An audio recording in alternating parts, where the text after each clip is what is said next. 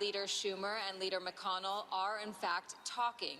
Now, let's talk specifically about what Leader McConnell has offered to Leader Schumer.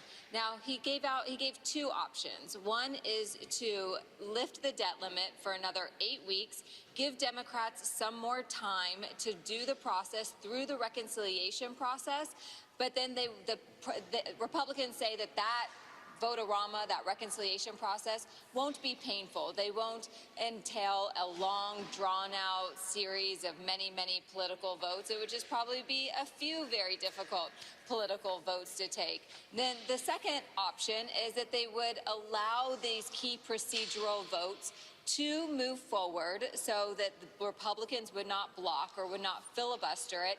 But the condition is that Democrats would have to put a number on how much they want to lift the debt limit by. So now those are two different ways to get at the same thing, is to lift the debt limit, but both have the same impact. Because if you do it through reconciliation or you do it the normal way that McConnell is proposing, both ways you'd have to put a number on it. And what that turns into are campaign ads, Hallie. So this is still a very political process where Republicans are trying to box Democrats in and put a number on how much they want to raise the debt limit by, which Republicans think is very damaging in the upcoming midterm elections.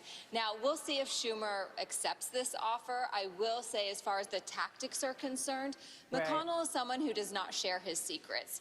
And he told his Republican conference behind closed doors what his plans were, what his offer was, before he even told Schumer. Of course, that gets leaked to the press, and that is not usually how McConnell operates if he is in serious negotiations. That's a good point. So we will see if this is something that Schumer accepts. I don't expect it we're talking to rank and file Democrats right now who say that this is not a serious offer. One Senator, Maize Hirono of Hawaii, she called it bull S. No, I won't use the second word here.